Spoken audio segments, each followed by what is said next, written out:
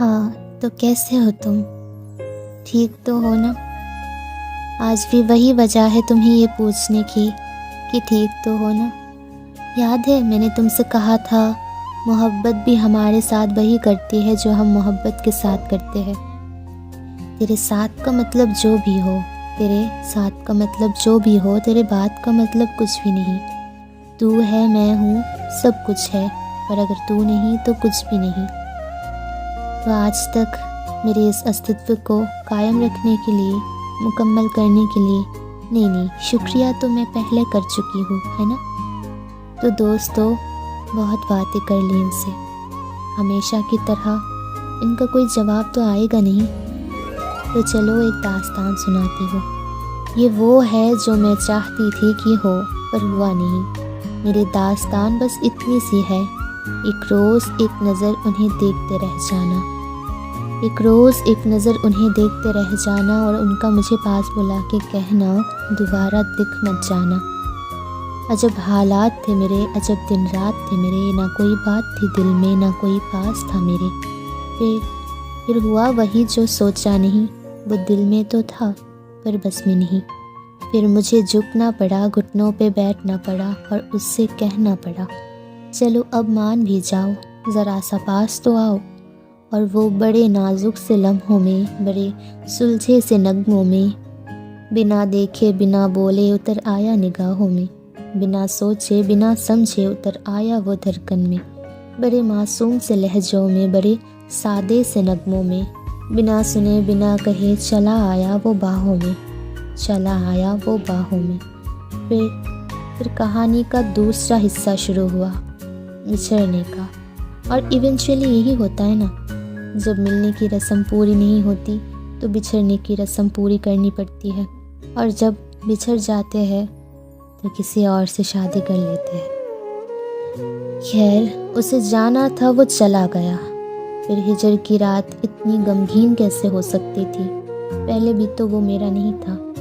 اب کس امید سے سوتی میں؟ اب تو خوابوں میں بھی اس سے ملنے کی چاہت نہ تھی۔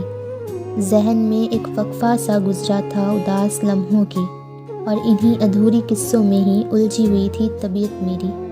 زباں پہ خاموشی تھی مگر اندر سے چیخ رہی تھی۔ میں الزام رکھتی بھی تو کس پہ؟ اس کی خاموشی پہ جس نے کبھی کچھ کہنے نہ دیا، یا پھر اپنے نصیب پہ کہ شاید میں کچھ چاہ ہی نہیں سکتی تھی جب تک میرا خدا نہ چاہے۔ میں جانتی تھی کہ اس کی یادوں سے تعلق باقی رکھنے کے فاصلے ضروری تھی، مگر کہیں نہ کہیں ایک فیصلہ تھا اس کا ہمارے ان فاصلوں کے درمیان، اور یہی فرق تھا اس کے اور میرے سمجھنے میں۔ اور اسی ایک گہری نیند کی تلاش میں کئی راتوں سے سوئی ہی نہیں، کیونکہ اس سے میری فکر ہی تو تھی، دعا میں ذکر تو نہیں تھی۔ نہ جانے کیسے دل سے رہا کر دیا جبکہ میں روح تلک بسی تھی۔ میں بیدار ہی تو تھی مگر احسان فراموش تو نہیں تھی۔ پھر ایک روز ایک دوست نے پوچھ لیا کہ کیا ان کا انتظار کرنا صحیح ہے جن کا لوٹ کے آنے کی کوئی امید ہی نہیں، اور میں نے بس اتنا ہی کہا، مناسب تو نہیں مگر بھول جانا جائز بھی تو نہیں، مناسب تو نہیں مگر بھول جانا جائز بھی تو نہیں، کیونکہ جو لوگ زندگی میں نہیں رہ سکتے وہ دل میں تو رہ سکتے ہیں نا، اور اگر انہیں یاد نہیں رکھیں گے تو وہ دل میں اترنے کی بجائے دل سے اتر جائیں گے۔ پر میں نے اسے صاف صاف کہہ دیا تھا، نہیں، غرور کے ساتھ نہیں، غرور تو صرف ایک واحد کو جستا ہے، اس آخری ملاقات کی شام کے ساتھ، کیونکہ میں اس کی ضرورت یا لت نہیں بننا چاہتی تھی، بلکہ واحد محبت بننا چاہتی تھی، جس میں باتوں سے دل نہیں بھرتا بلکہ بات بات پہ دل بھر آتا ہے۔